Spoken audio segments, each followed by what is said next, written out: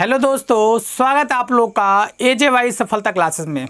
दोस्तों मैं फिर आपके सामने एक नया सिलेबस पॉलिटी यानी राज्य व्यवस्था लेकर आपके बीच में हाजिर हूँ। दोस्तों हम लोग राज्य व्यवस्था में एग्जाम के व्यू से कम शब्दों में ज़्यादा कंटेंट देते हुए सारे एग्जाम को देखते हुए कवर करेंगे। दोस्तों ये जो हमारा क्लास है ये सारे ऑल कॉम्पिटिटिव लिए क्या होगा, बेनिफिट होगा। आइए दोस्तों आज हम लोग राज्य व्यवस्था यानी पॉलिटी में सबसे बेसिक से स्टार्ट करते हैं। देखिए दोस्तों, हम सबसे पहले आज बात करेंगे राज्य व्यवस्था के ओरिजिन के बारे में, किसका उद्भव कैसे हुआ है, इसका उद्भव कैसे हुआ है, ओरिजिन कैसे हुआ इसका। देखिए दोस्तों, इसका ओरिजिन ग्रीक वर्ड से हुआ है, ग्रीक वर्ड से हुआ है। ये जो ग्रीक जगह है ये मेरा यूनान में है। कहाँ है दोस्तों? यूनान में है। और यूनान जो है मेरा दोस्तों ये यूरोप में आता है, यूरोप में आता है। जैसे बात कर ले हम लोग, यूनान का कैपिटल आप जानते होंगे एथेंस आता है,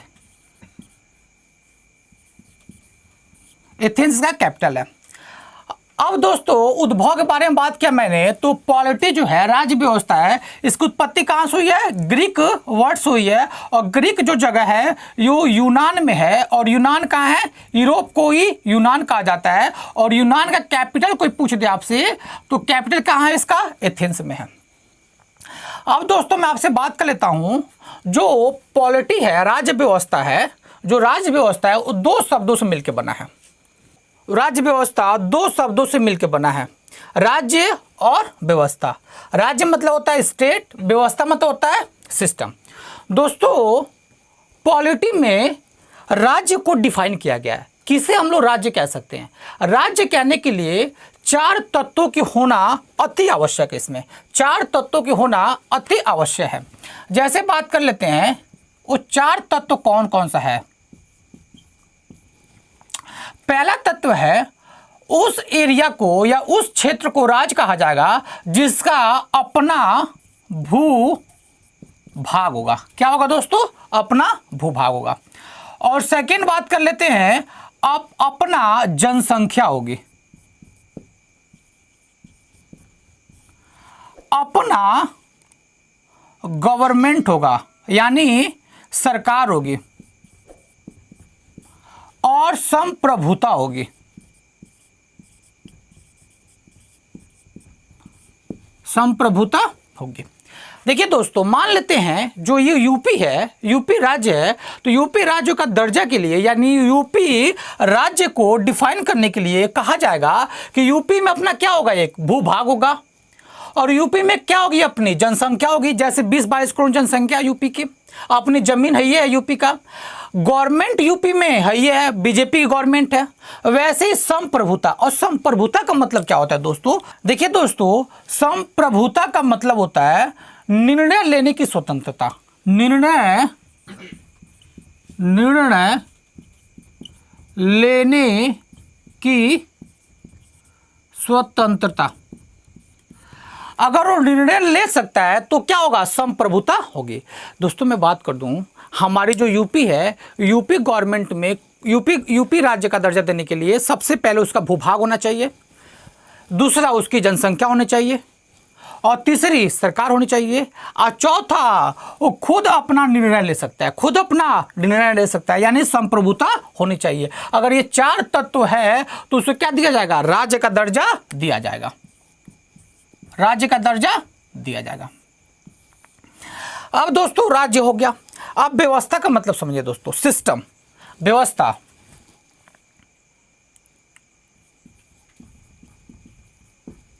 यानी सिस्टम। व्यवस्था को हम लोग डिफाइन करेंगे नियम से, नियम यानी रूल, नियम यानी रूल। अब देखिए दोस्तों, हम बात कर लेते हैं नियम, रूल और कानून किसे कहते हैं। देखिए दोस्तों, यदि राज्य का गवर्नमेंट जो है, राज्य गवर्नमेंट किसी भी राज्य को चलाने के लिए कुछ नियम कानून होते हैं, तो उसके लिए जो मूलभूत नियम कानून बनाई जाती है ना, वही क्या कहलाता है? संविधान कहलाता है। किसी राज्य की व्यवस्था को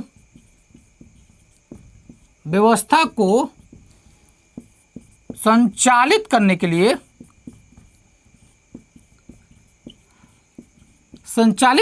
लिए जो नियम कानून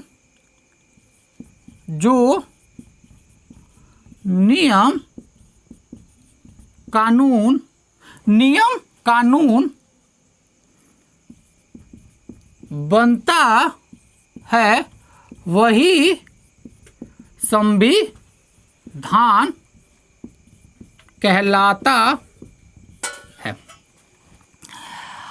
अब सोचिए दोस्तों, अब नियम का मतलब समझ लीजिएगा।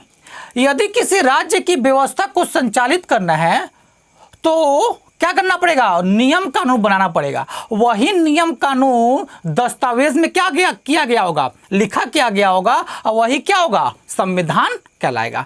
तो दोस्तों, मैंने सबसे पहले आपको क्या बताया? आपको बताया कि उद्भव कहाँ से हुई है। तो ग्रीक वर्ड्स हुआ है, और ग्रीक कहाँ है? यूनान में है। यूनान किसे कहते हैं? यूरोप को कहते हैं। यूनान का कैपिटल पूछ दिया जाए तो एथेंस है। अब आगे बात कर लेते हैं। राज्य व्यवस्था को दो भागों से मिलकर बना हुआ है, राज्य और व्यवस्था। राज्य मतलब स्टेट और व्यवस्था मतलब सिस्टम। राज्य किसे कहेंगे? तो जिसका भूभाग होगा, जनसंख्या होगी, सरकार होगा, संप्रभुता होगी, उसे राज्य का दर्जा दिया जाएगा। और हम व्यवस्था किसे कहेंगे? तो नियम मतलब कानून समझते हैं, नियम समझ ही रहे हैं कि राज्य की व्यवस्था को संचालित करने के लिए जो नियम कानून बनाया जाता है वही क्या कहलाता है? संविधान कहलाता है। तो दोस्तों, मैंने आपसे यहां तक बात किया। अब थोड़ा सा एक मोस्ट इंपॉर्टेंट जहां से क्वेश्चन निकल के आती हैं उसके बारे में बात कर लेते हैं। यहां पर देखिएगा दोस्तों, अगर मैं बात कर दूं, एक हमारे सुकरात साहब हैं और इनके शिष्य जो हमारे हैं वो हमारे प्लूटो साहब थे। एक सुकरात साहब थे। सुकरात साहब के शिष्य कौन थे? प्लूटो थे। अब प्लूटो ने एक हमारे शैक्षिक संस्था खोली थी। शैक्षिक संस्था कहने का मतलब ये हुआ कि जैसे हम लोग कोचिंग खोलते हैं, स्कूल खोलते हैं, वैसे इन्होंने खोला था क्या? शैक्षणिक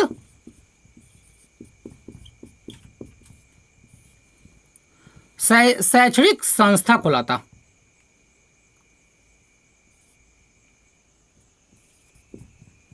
शैक्षणिक संस्था खोला था। उस शैक्षणिक संस्था का नाम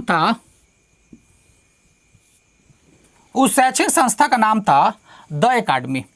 तो द एकेडमी एक शैक्षणिक संस्था खोला। कौन खोला? प्लूटो साहब ने खोला था। और इस द एकेडमी में हमारे अरस्तु साहब पढ़ते थे।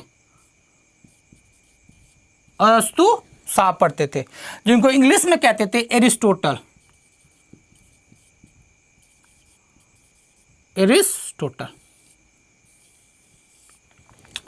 अब देखिए, मैंने क्या बताया? एक सुकरात साहब थे और सुकरात साहब के शिष्य कौन थे? प्लूटो थे। अब प्लूटो ने एक शैक्षणिक संस्था खोला था जिसका नाम क्या था? The academy. और द एकेडमी में अरस्तु क्या करते थे? पढ़ते थे।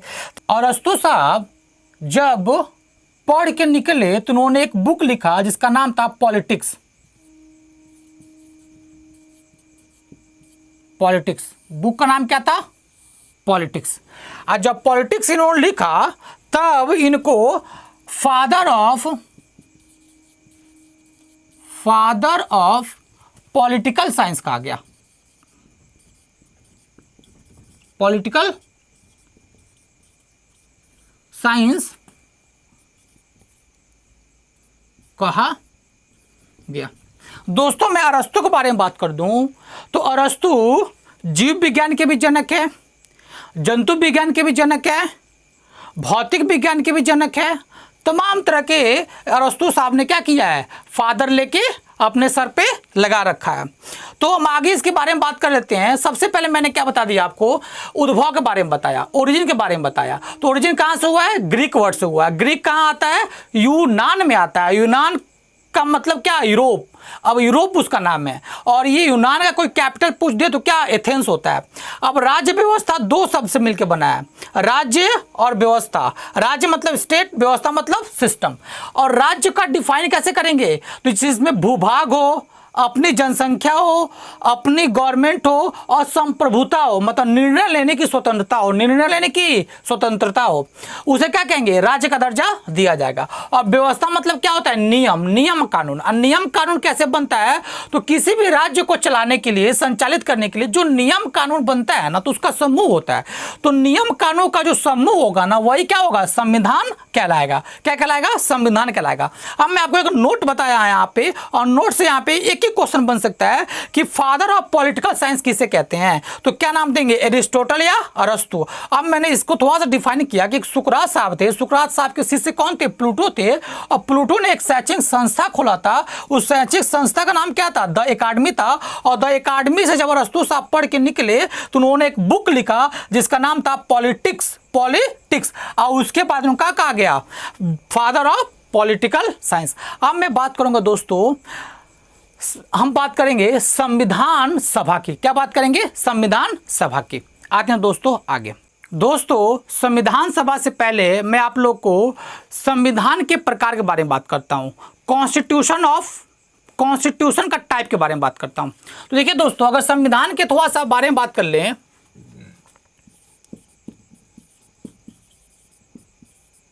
कॉन्स्टिट्यूशन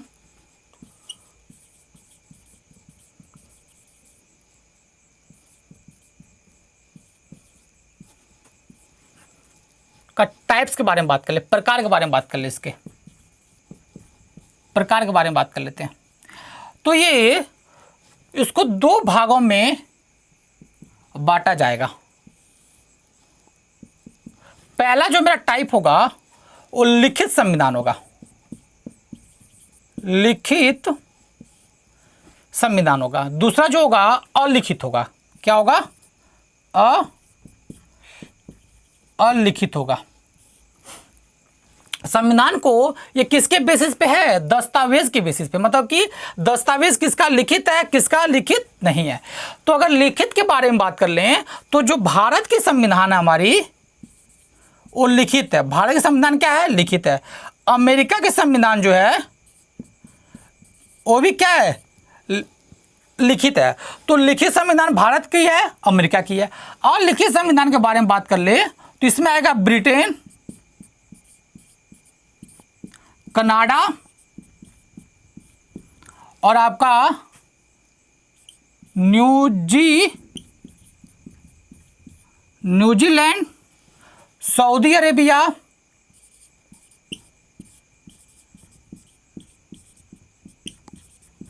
तो ये जो देश है उसका संविधान क्या है, अलिखित है, लिखित नहीं है। अब जो थोड़ा सा जो क्वेश्चन बनते हैं एग्जाम में उसके बारे में बात कर लेते हैं। तो क्वेश्चन कैसे बनेगा, क्वेश्चन बनेगा सबसे बड़ा लिखित संविधान किस देश का है, सबसे बड़ा लिखित संविधान, सबसे बड़ा लिखित संविधान किस देश का है। तो इसका आंसर दीजिएगा भारत। क्या आंसर दीजिएगा, भारत। दूसरा क्वेश्चन बनेगा आपसे यहां से, सबसे छोटा लिखित संविधान किस देश का है। तो इसका आंसर दीजिएगा नेपाल। तो मैंने सबसे पहले क्या बताया, दस्तावेज के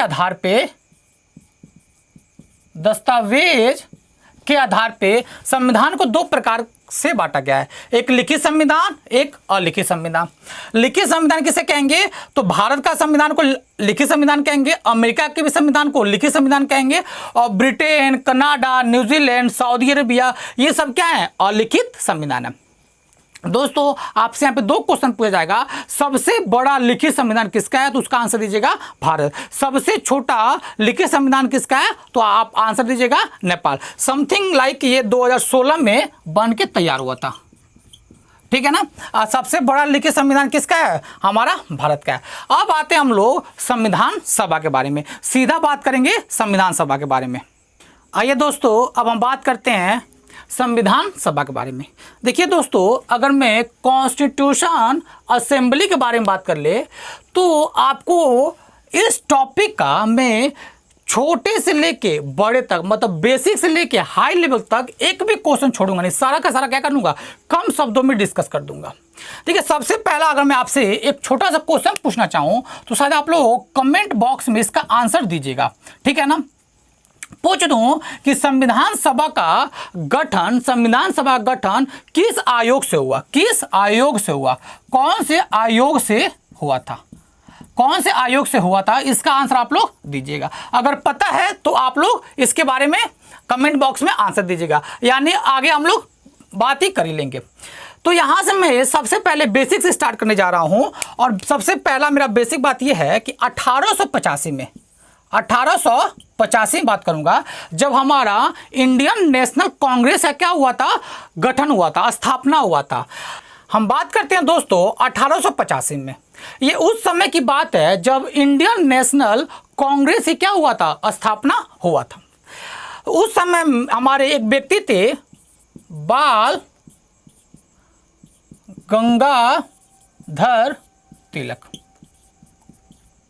बाल गंगाधर तिलक, उन्होंने सबसे पहली बार ना संविधान सभा का मांग किया। किसका मांग किया? संविधान सभा का मांग किया, सबसे पहली बार मांग किया था। 1885 में बाल गंगाधर तिलक ने सबसे पहली बार संविधान सभा क्या किया? मांग किया। दोस्तों मैं आपसे बात कर लूं 1922 में, इसके बाद सीधे कब आएंगे? 1922 में आएंगे। 1922 में महात्मा गांधी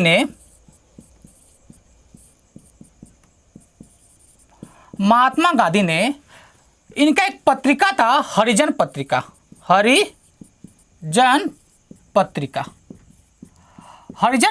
में उन्होंने लेख लिखा था, कहा था भारत के ही लोग भारत के संविधान के बारे में बात करेंगे। भारत के ही लोग क्या करेंगे? भारत के संविधान लिखेंगे। भारत के लोग ही भारत का संविधान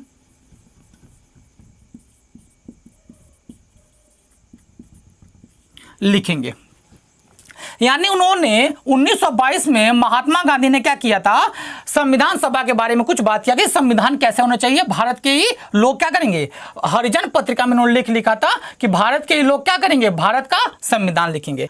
अब बात करते हैं दोस्तों 1922 के बाद 1924 में। 1924 में तो एक हमारी पार्टी थी स्वराज पार्टी,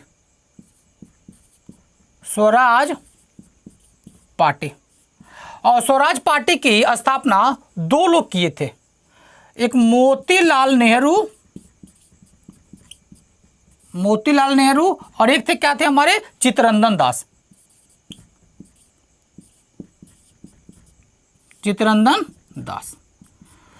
अब स्वराज पार्टी ने भी क्या किया था? 1924 में क्या किया था? मांग किया था। और 1924 के बाद आते हैं 1934 में। देखिए दोस्तों 1885 में भी संविधान सभा का मांग हो चुका है, 1922 में भी संविधान के बारे में बात हो चुका है कि कौन बनाएगा। 1922 के बाद सीधे 24 में ही बात हो रहा है, और 34 में ही बात होगा, और आगे ही बात होगा। लेकिन अभी तक अंग्रेजों ने कोई जवाब नहीं दिया है। तो आइए देखते हैं 1934 में हमारे एम एन रॉय सबसे पहले औपचारिक रूप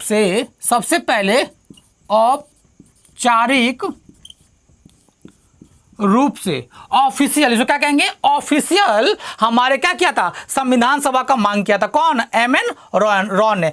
तो आपसे जो जो क्वेश्चन बनेंगे हम लोग आगे थोड़ा सा डिस्कस कर लेते हैं। पहले 1935 के बारे में बात करते हैं। 1935 में तो 1935 में हमारे इंडियन नेशनल कांग्रेस ने सबसे पहली बार क्या किया था? संविधान सभा का मांग किया था। 1935 में इंडियन नेशनल कांग्रेस ने भी क्या किया? सबसे पहली बार 1935 में मांग किया था। उसके बाद 1936 में हमारे पंडित जवाहरलाल नेहरू ने पंडित जवाहरलाल नेहरू ने क्या कहा था संविधान सभा का स्थापना वयस्क मताधिकार द्वारा होगा। कैसे होगा?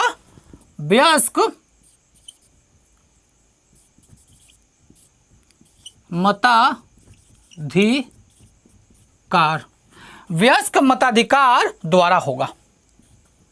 कब? 1936 में पंडित जवाहरलाल नेहरू ने क्या किया था? पंडित जवाहरलाल नेहरू ने कहा ना वयस्क मताधिकार द्वारा क्या होगा? संविधान सभा का स्थापना होगा।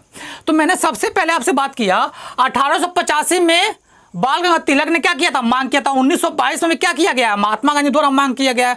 1924 में स्वराज पार्टी द्वारा मांग किया गया है और 1934 में एम.एन. रॉय द्वारा ने औपचारिक रूप से मांग किया गया, ऑफिशियल मांग किया गया। 1935 में इंडियन नेशनल कांग्रेस ने भी क्या किया? संविधान सभा का मांग किया। और 1936 में भी पंडित जवाहरलाल नेहरू ने भी कहा था वयस्क मताधिकार द्वारा क्या होगा? हमारा संविधान सभा की स्थापना होगा। लेकिन अभी तक हमारा कोई भी अंग्रेज च्यों नहीं कसा है, मतलब कि इस पे हमारा संविधान सभा बनाने के बारे में कोई बात नहीं कर रहे हैं। अभी केवल किसके बारे में बात हो रही है? हमारे इंडिया के लोगों ने बात कर रहा है संविधान सभा के मांग करने के लिए। दोस्तों देखिए दोस्तों, अभी तक हमारा अंग्रेज ने कोई भी जवाब नहीं दिया है। लेकिन 1939 में सेकेंड वर्ल्ड वॉर स्टार्ट होने वाला था। तो जब 1939 में सेकेंड वर्ल्ड वॉर स्टार्ट होने वाला था तो अंग्रेज क्या था? मजबूर था हमारी बात मानने के लिए। लेकिन ऐसा एक फर्स्ट वर्ल्ड वॉर में हो चुका था, हमको क्या किया था? झुंझुना पकड़ा दिया था, हमारा बात नहीं माना। लेकिन सेकेंड वर्ल्ड वॉर में हम लोग मानने वाले नहीं थे अंग्रेज का बात। लेकिन 1940 में अंग्रेज ने हमारा बात माना और 1940 में क्या किया? बात मान के 1940 में पहली बार अंग्रेज ने हमारा क्या किया? बात माना और अगस्त प्रस्ताव पेश किया। अगस्त प्रस्ताव क्या किया? पेश किया। अगस्त प्रस्ताव पेश किया जिसके लिए क्या किया गया? संविधान सभा बनाने की संविधान सभा बनाने की मंजूरी क्या कर दी? मंजूरी दे दी। 1940 में हमारा अगस्त प्रस्ताव आया और पहली बार संविधान सभा बनाने की अंग्रेज ने क्या की? बात मानी। लेकिन दोस्तों ये हमारे घरेलू विवादों ने अगस्त प्रस्ताव में बात नहीं जमने दिया। इंडियन नेशनल कांग्रेस और मुस्लिम लीग के बीच में क्या हुआ? बात नहीं बना। तो उसके बाद 1942 में क्रिप्स मिशन आया। क्रिप्स मिशन आया और क्रिप्स मिशन में भी हमारी क्या हुआ? बात नहीं जमा। फिर से हमारा मुस्लिम लीग और इंडियन नेशनल कांग्रेस में क्या हुआ? विवाद हुआ, यहाँ पे भी बात नहीं बना। तो हमारा क्या हुआ? 1946 में फाइनली 1946 में हमारा क्या बना? कैबिनेट मिशन बना। कैबिनेट मिशन आया और इसमें हमारी क्या हुई? बात जम गई और हमने क्या किया? कैबिनेट मिशन के तहत संविधान सभा क्या किया? हम लोग स्थापना किए, गठन किए। कब? 1946 में। दोस्तों मैंने आप लोग को यहाँ तक क्या किया है? पढ़ा दिया है। और मैं आपको जब नेक्स्ट इसका लेक्चर लेकर आऊँगा, वीडियो लेकर आऊँगा, तो उसमें मैं आपको क्वेश्चन को इसमें से निकाल के बताऊँगा कौन कौन से क्वेश्चन आएंगे और आगे हम लोग क्या करेंगे? बात करेंगे। तब तक के लिए दोस्तों थैंक यू, शुक्रिया।